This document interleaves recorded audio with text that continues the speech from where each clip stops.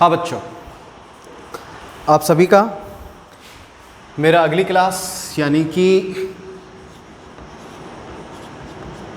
Lecture number 19 में आप सभी का स्वागत है।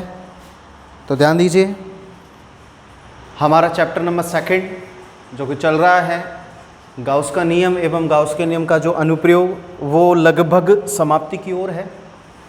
ठीक है, तो ध्यान दीजिए, आज हम पढ़ेंगे आवेशित चालक की सतह पर बल के मान की गणना। ठीक है ना। तो कोई भी एक आवेशित चालक है, उसकी सतह पर कोई जो बल कार्य करता है, वो बल कितना लगता है, उस बल के मान की गणना मैं आज आपको करके बताऊंगा इस क्लास में। तो आप देखिएगा, समझिएगा। ठीक है, तो ज़रा ध्यान दीजिए। सबसे पहले तो मैं आपको एक चीज़ बता देना चाहता हूँ। आप एक चीज़ जानते हैं, क्योंकि आपने मेरी कई सारी क्लासें ली हैं, तो आपने एक चीज़ सोची होगी, क्या बेटा एक बात बताओ, क्या किसी भी सतह पर विपरीत प्रकृति का आवेश उपस्थित हो सकता है क्या? कि मान लो एक साइड तो धनावेश और एक साइड ऋणावेश है। नहीं हो सकता ना। हो सकता है तो सेम नेचर का ही हो सकता है। कैसे हो सकता है? तो ध्यान दो, ये टॉपिक थोड़ा समझने वाला ज़्यादा है, तो आप पहले इसको देखिए, उसके बाद नोट करना है। ठीक है। तो जैसे मान लो बेटा, एक ये गोला है, एक ये गोला है। क्या इस गोले को मैं आवेशित गोला कह रहा हूँ, और क्या इस गोले पर इस प्रकार का आवेश संभव है क्या? नहीं हो सकता ना, क्योंकि ये लगातार क्या हो जाएगा, अट्रैक्ट हो जाएगा। भाई पॉजिटिव नेगेटिव को अट्रैक्ट करेगा, नेगेटिव पॉजिटिव करेगा, तो एक स्थिति ऐसी आ जाएगी, आवेश का मान कितना हो जाएगा? 0। तो ये स्थिति संभव नहीं है। किसी भी आवेशित वस्तु पर अगर आवेश उपस्थित होगा तो वो कौन सी नेचर का होगा? सेम नेचर का होगा। तो जैसे कि अगर ये है, तो या तो हम इस पर पॉजिटिव को ही उपस्थित कर सकते हैं, या फिर अगर कोई अन्य आवेशित है तो उस पर हम नेगेटिव को ही उपस्थित कर सकते हैं। ऐसा नहीं कि आपने डिफरेंट नेचर के ले लिए। क्लियर? सबसे पहली बात तो ये है। उसके बाद अब हम बात करते हैं,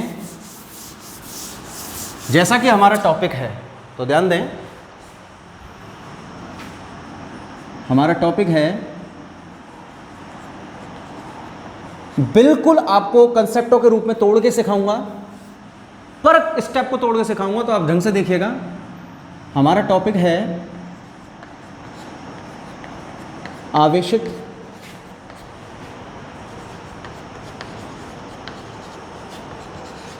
चालक की सतह पर बल के मान की गणना। ये हमारा टॉपिक है। तो इस टॉपिक को पढ़ने से पहले या पढ़ाने से पहले मैंने को एक चीज़ बताई कि किसी भी चालक पर डिफरेंट नेचर का जो चार्ज है वो उपस्थित नहीं हो सकता। अगर चार्ज उपस्थित है तो वो कौन सी नेचर का होगा बेटा? सेम नेचर का ही होगा। ठीक है, तो जरा ध्यान दें। प्रूफ। इस टॉपिक को समझाने से पहले मैं कुछ थोड़ा सा थ्योरेटिकल पोर्शन बोल रहा हूं, आप उसको जरा ढंग से सुनिएगा और समझिएगा। बेटा कोई भी जो आवेशित वस्तु होती है ना, उस पर उपस्थित आवेशों के मध्य या प्रत्येक जो उसके अल्पांशों से निर्मित जो वो चालक जो होता है, वो प्रत्येक अल्पांशों के मध्य प्रतिकर्षण बल कार्य करता है। क्यों प्रतिकर्षण बल कार्य क्यों करता है? क्या कारण है प्रतिकर्षण बल का कार्य करने का? जैसे कि मान लीजिए मेरे पास आवेशित चालक गोला है और इस पर ये धनावेश उपस्थित मैंने कर दिया। तो मैंने अभी बोला कि कोई भी चालक है, उस चालक पर उपस्थित आवेश सदैव एक दूसरे से क्या होते हैं? प्रतिकर्षित होते हैं। अर्थात मान लीजिए ये आवेशित गोला कई सारे अल्पांशों से मिलकर बना हुआ है, तो जो प्रत्येक अल्पांश है वो एक दूसरे को बेटा सेम नेचर का होने के कारण ये सभी अल्पांशों से मिलकर बना हुआ है। तो प्रत्येक अल्पांश पर सेम नेचर का चार्ज उपस्थित है क्या? नहीं। और जब प्रत्येक अल्पांश पर सेम नेचर का चार्ज उपस्थित है तो वो सदैव एक दूसरे से प्रतिकर्षित होंगे कि नहीं? और प्रतिकर्षित होंगे तो दोनों के मध्य कौन सा बल कार्य करेगा? प्रतिकर्षण बल कार्य करेगा कि नहीं? और ऑब्वियसली सी 101% केबल और केबल कौन सा बल कार्य करेगा? प्रतिकर्षण बल। बोले तो रिपल फोर्स। क्यों? सर आकर्षण बल कार्य क्यों नहीं कर सकता? आकर्षण बल तो कार्य कर ही नहीं सकता। क्यों? क्योंकि किसी भी आवेश पर हमेशा, ये यूनिवर्सल फैक्ट है, अगर वो वस्तु आवेशित है तो उस पर सेम नेचर का चार्ज ही उपस्थित होगा। और इतिहास गवाह है, सेम नेचर के चार्ज के मिड में हमेशा रिपल फोर्स यानी कि प्रतिकर्षण बल ही कार्य करेगा। तो बेटा ये एक आवेशित गोला ले लिया जिस पर समान चार्ज या सेम नेचर का चार्ज धनावेश उपस्थित था। मैंने माना कि ये जितने भी हमारे पास छोटे छोटे अल्पांश हैं ये सभी एक दूसरे से क्या हो रहे हैं? प्रतिकर्षित हो रहे हैं। तो अब जो बोलूं ना उसको ढंग से सुनना। किसी भी आवेशित चालक के सभी अल्पांशों के द्वारा, किसी भी आवेशित चालक के सभी अल्पांशों के द्वारा किसी एक अल्पांश पर लगने वाले बलों का परिणामी योग, किसी आवेश पर उपस्थित सभी अल्पांशों के द्वारा किसी एक अल्पांश पर लगने वाले बलों का परिणामी योग ही उस आवेशित चालक पर उपस्थित परिणामी बल की या उस आवेशित चालक की सतह पर उपस्थित परिणामी बल की स्थिति को क्या करता है? व्यक्त या प्रदर्शित करता है। ठीक है, तो जरा ध्यान दीजिए। ये हो गया इसका थ्योरेटिकल पोर्शन कि सर मान लेते हैं ये पर्टिकुलर एक कोई अल्पांश है, अब इस अल्पांश पर ये भी लगा रहा है, ये भी बल लगा रहा है, ये भी बल लगा रहा है, यानी कि जितने भी अल्पांश है सभी बल लगा रहे हैं। ठीक है, तो इस अल्पांश पर बाकी के सभी अल्पांशों के द्वारा जो लगने वाले बल है ना, उनका जो योग है वो इस आवेशित गोले की सतह पर लगने वाले बलों के मान को क्या करेगा? व्यक्त करेगा। ठीक है, तो जरा ध्यान दीजिए। अब इसको मैं आपको स्टेप बाय स्टेप तोड़ तोड़ के समझाता हूं। तो ध्यान दीजिए। देखो बेटा, हमने एक चालक को यूज में लिया, आवेशित चालक को हमने एक आवेशित चालक को यूज में लिया है और उस आवेशित चालक का नाम मैंने दे दिया है, कुछ भी दे दो आप अपनी इच्छा के अनुसार, मैंने उसको नाम दे दिया ABC। क्या नाम दे दिया? ABC। तो कोई भी एक आवेशित चालक है जिसका नाम क्या है? ABC। इस चालक के बाहर एक बिंदु P उपस्थित है और अंदर बिंदु Q उपस्थित है। ठीक है, अब मैं क्या करता हूं, इस आवेशित चालक को दो भागों में विभक्त कर देता हूं, जिसमें से पहला भाग बनता है AB और दूसरा बनता है ACB। ठीक है, समझाऊंगा चित्र बनाकर, एक बार आप सुन लीजिएगा। तो मैं याद कर रहा हूं आवेशित चालक की सतह पर बल के मान की गणना, जिसका थ्योरेटिकल पोर्शन मैंने आपको समझाया। एक बार वापस से रिपीट कर रहा हूं। मैंने एक आवेशित चालक को यूज में लिया जिस पर समान रूप से धन आवेश उपस्थित है और उसका मैंने जो नामांकन किया है वो मैंने कर दिया है ABC। अब इस चालक के बाहर एक कोई पॉइंट P उपस्थित है और इनसाइड अंदर की ओर कोई पॉइंट Q उपस्थित है। अब मैंने क्या किया है, इस चालक को दो भागों में विभक्त कर दिया है। पहले भाग का मैंने नाम दिया है AB और दूसरे का नाम मैंने क्या दे दिया है? ACB दे दिया। तो बस आइए आगे की जानकारी बोर्ड पर बताते हैं आपको। तो देखो बेटा,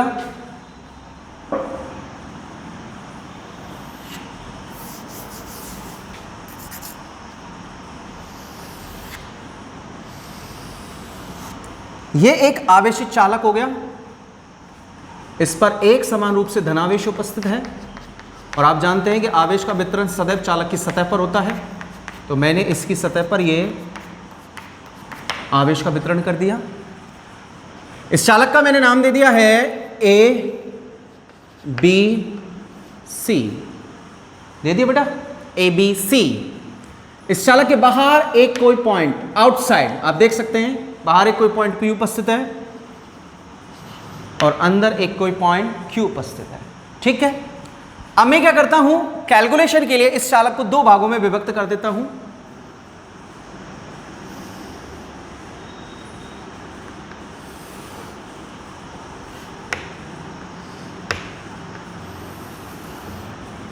कर दिया दो भागों में विभक्त। पहले का नाम बन गया AB, आप देख सकते हैं मैंने यहां से काटा इसको। पहला भाग बन गया AB, दूसरा भाग बन जाएगा ACB। बन गया दूसरा भाग ACB। दोनों पर आवेश की उपस्थिति कर दी मैंने, कर दिया आवेश की उपस्थिति। इसके बाहर पॉइंट P उपस्थित है और इनसाइड पॉइंट Q उपस्थित है। अब मैं इन दोनों बिंदुओं पर बिंदु P और बिंदु Q पर, जो कि बिंदु P बाहर की ओर है और बिंदु Q जो कि अंदर की ओर है। अब मैं इन दोनों बिंदुओं पर इन दोनों आवेशित चालक टुकड़ों के कारण विद्युत क्षेत्र की तीव्रता ज्ञात करता हूं। तो सबसे पहले मैं बात करता हूं पॉइंट P की। तो पॉइंट P पर मैंने मान लिया कि परीक्षण आवेश Q0 रखा हुआ है बेटा, ठीक है।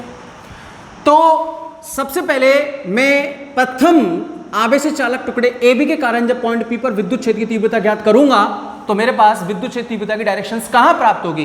तो आप देखेंगे कि ये संपूर्ण धनावेश है और ये क्या है, परीक्षण आवेश Q0 बाहर रखा हुआ है। तो ये भी धनावेश है और ये भी धनावेश है, लेकिन ये बहुत सारे धनावेश हैं और ये बेचारा अकेला है। तो ये इसको इसी की दिशा में प्रतिकर्षित करेंगे कि नहीं करेंगे, करेंगे ना। तो विद्युत क्षेत्र की तीव्रता E1 ये हो गई कि नहीं हो गई, ऊपर की ओर हो गई डायरेक्शंस, ठीक है। ओके, अब बात करते हैं हम सेकंड पार्ट ACB के द्वारा। ACB पे भी धनावेश है। अब ACB के द्वारा जब पॉइंट P पर बात करोगे तो ACB पर भी धनावेशों की संख्या अधिक है ना, तो वो भी इस Q0 को इसी की दिशा में प्रतिकर्षित करेंगे कि नहीं करेंगे। तो ACB के कारण जो विद्युत क्षेत्र की तीव्रता प्राप्त हो रही है वो भी उसी डायरेक्शन में प्राप्त होगी जहां किसके कारण प्राप्त हो रही थी, AB के कारण।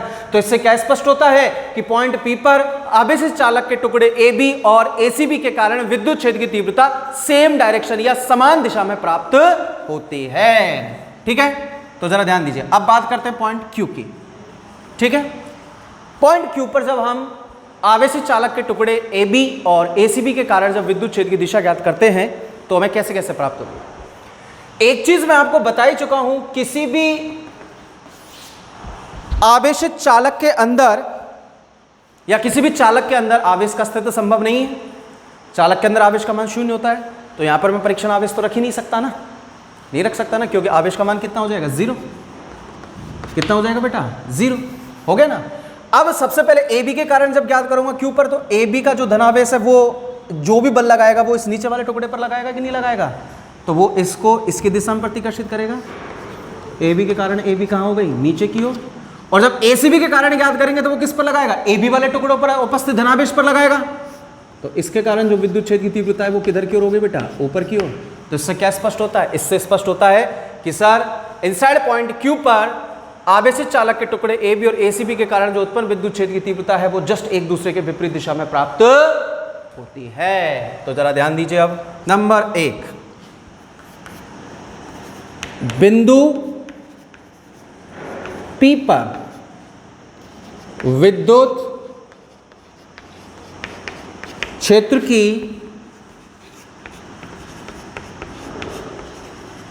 तीव्रता।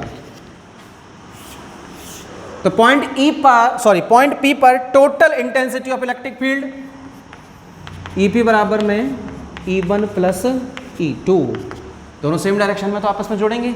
और दोनों क्या है बेटा, चालक। याद कीजिए गाउस की थर्ड एप्लीकेशन पढ़ाई थी मैंने आपको।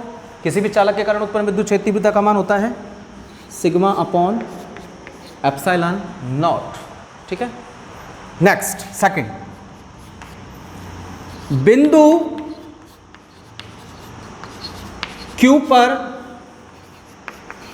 विद्युत क्षेत्र की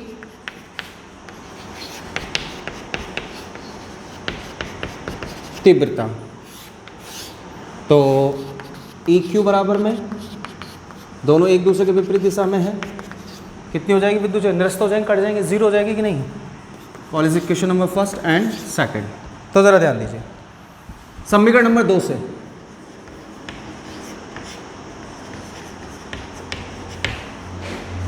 E1 माइनस E2 बराबर 0। तो यहां से मैं कह सकता हूं E1 बराबर E2 आ रहा है कि नहीं आ रहा है, आ रहा है। जरा ध्यान दीजिए समीकरण नंबर 1 में मान रखने पर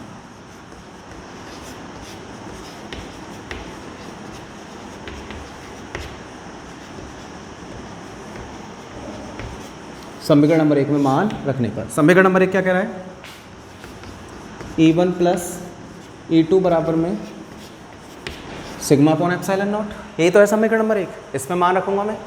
तो मैं E2 को प्रतिस्थापित कर रहा हूँ।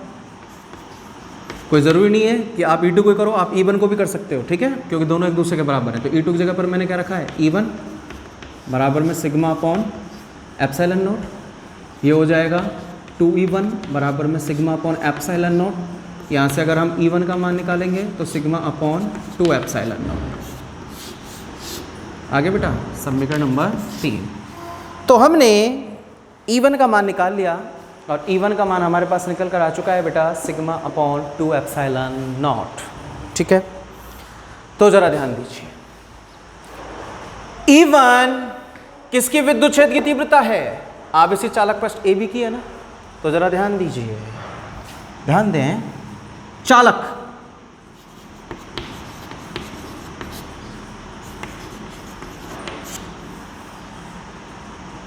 हमें बल ज्ञात करना है, तो एक मिनट,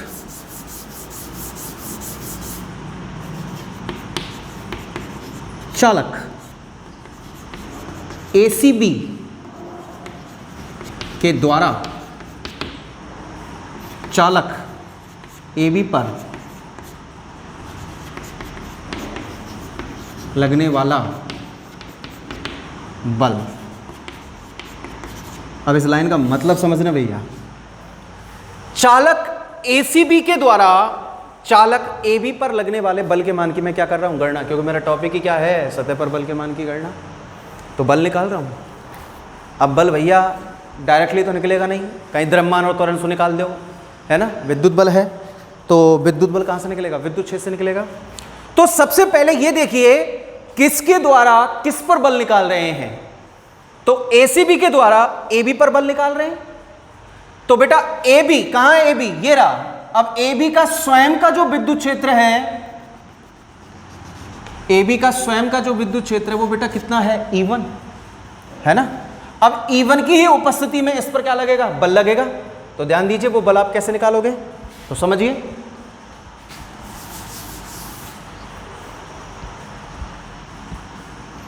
हम जानते हैं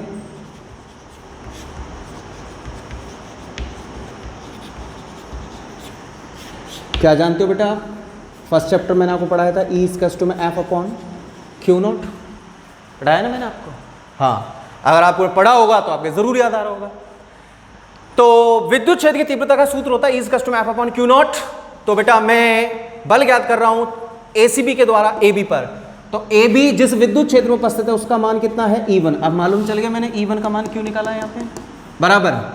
AB कौन सा पृष्ठ है बेटा? एक अल्पांश पृष्ठ ही तो है, क्योंकि इन दोनों से मिलकर पूरा चालक बन रहा है। अब उसको हमने छोटा सा टुकड़ा अलग से काट लिया, तो वो तो अल्पांश ही तो है। अब अल्पांश पर जो बल कार्य करेगा वो कैसा होगा बेटा? अल्प ही तो होगा। तो मैंने क्या लिख दिया? DF, अल्प बल हो गया, बटे में Q0, बटे में Q0, यानी कि क्या है बेटा हमारे पास? आवेश, ठीक है ना।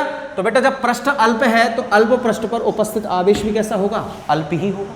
तो बटे मैंने क्या लिख दिया? DQ, ठीक है। अब यहां से मैं क्या इसका मान निकाल रहा हूं? DF का। तो DF = में क्रॉस मल्टीप्लाई करेंगे इसके बटे में 1, तो E1 × DQ हो गया भाई।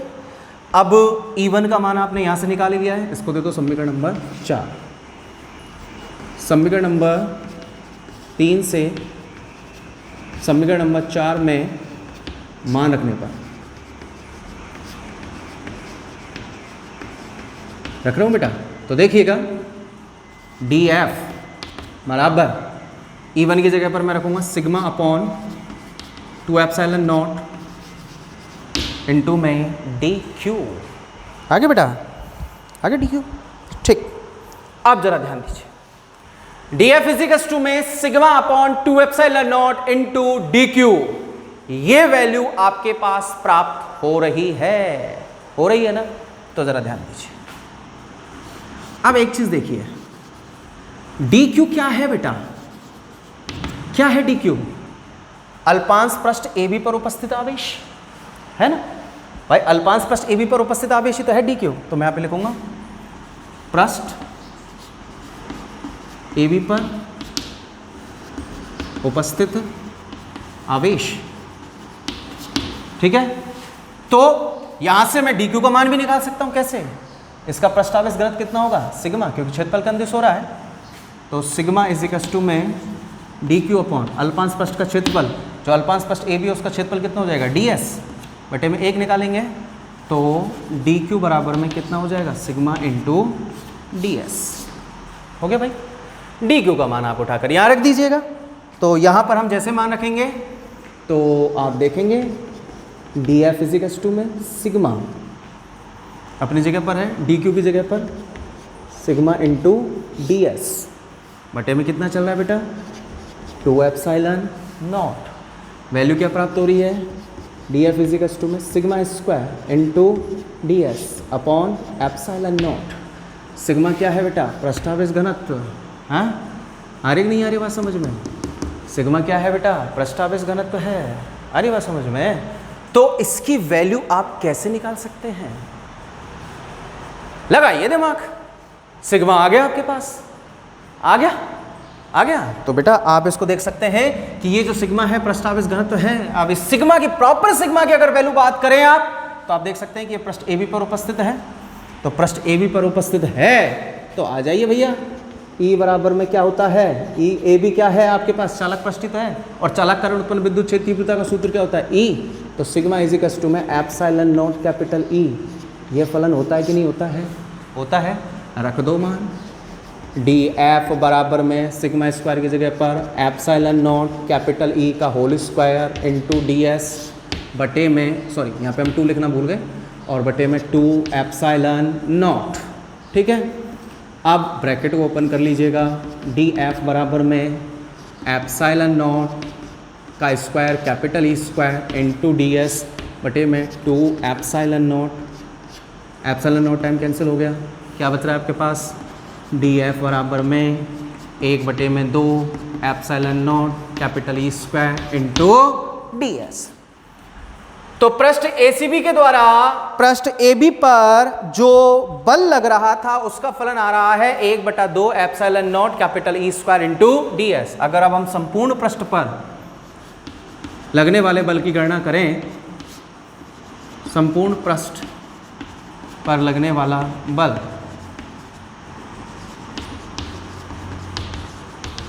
तो बेटा संपूर्ण शब्द आते आपके दिमाग में क्या जाना चाहिए? समाकलन। तो integration D F integration 1/2 epsilon not capital E square into D S. D F का इंटीग्रेशन डी एफ 1/2 को बाहर निकाल लो, समाकलन epsilon not capital E square into D S. D F का समाकलन कितना हो गया? एफ बराबर में 1/2 integration epsilon not capital E square into D S. तो किसी भी आवेशित चालक की सतह पर जो हमने बल के मान की गणना की है वो आपके सामने प्रस्तुत है। तो इसमें केवल आपको सबसे पहले आप देख रहे हैं कि इसमें मैथमेटिकल ऐसा कुछ खास ज़्यादा है नहीं, इसका कंसेप्ट ही अपने आप में मायने रखता है। और वो कंसेप्ट मैंने जस्ट अभी आपको बताया कि भैया सबसे इंपॉर्टेंट चीज़ बात ये रखनी है कि कोई भी जो चालक होता है उस पर डिफरेंट नेचर का चार्ज कभी भी उपस्थित नहीं हो सकता, सेम नेचर का चार्ज उपस्थित होगा। अब ऑब्वियस सी बात है, अगर सेम नेचर का चार्ज उपस्थित है तो उनके मध्य में सदैव क्या करेगा? प्रतिकर्षण बल कार्य करेगा। तो अगर आपसे किसी चालक की सतह पर कोई बल के मान की गणना करवाए तो अगर उसका थॉट पूछे तो आप क्या जवाब देंगे? आप जवाब देंगे कि सर वास्तविकता में कोई भी अगर चालक है तो वो उस पर उसके सभी अल्पांशों के द्वारा उसके किसी एक अल्पांश पर लगने वाले बलों का जो परिणामी योग होता है ना भैया, वही क्या होता है? उस चालक की सतह पर लगने वाले कुल बल के मान को क्या करेगा? व्यक्त करेगा। हमने एक चालक लिया, उसके टुकड़े किए, विद्युत क्षेत्र की तीव्रता निकाली, ठीक है, उसके बाद हमने कंसेप्ट बनाया, E1 निकाला, इसके कारण इस पर निकाला। कोई ज़रूरी नहीं है आप ACB के द्वारा AB पे निकाला है, आप AB के द्वारा ACB पे भी निकाल सकते हो। AB के द्वारा AB के द्वारा ACB पे निकालोगे तो क्या किसको रिफ्लेक्स करोगे? E1 की जगह E1 को रिफ्लेक्स करोगे, यहाँ पे E2 रखोगे तो E2 का मान आ जाएगा, मान रख दोगे, नॉर्मल सा कैलकुलेशन हो जाएगा। ठीक है, तो बेटा इसको जितना ज़्यादा आप रिवाइज करेंगे, आप जितना हैंड प्रैक्टिस करेंगे अगर अपनी रफ कॉपी में, आपको ये चीज़ें उतनी ही अच्छे से ज़्यादा क्लियर होंगी। ठीक है ना? तो मैं उम्मीद करता हूँ कि आप इसको पढ़ेंगे एक बार ढंग से पढ़ेंगे तो आपको ये चीज़ उतनी ही अच्छी क्लियर होंगी। इसके बाद हमारे 2 टॉपिक और बचते हैं जिनकी गणना हम नेक्स्ट क्लास में करेंगे। और हाँ, साथ साथ मैं इससे अगले जो क्लास होगी यानी कि मेरा जो लेक्चर नंबर 20 होगा उसमें मैं केवल और केवल जितने भी टॉपिक मैं चैप्टर नंबर 2 में पढ़ा चुका हूं उससे संबंधित न्यूमेरिकलों की चर्चा करूं। Thank you.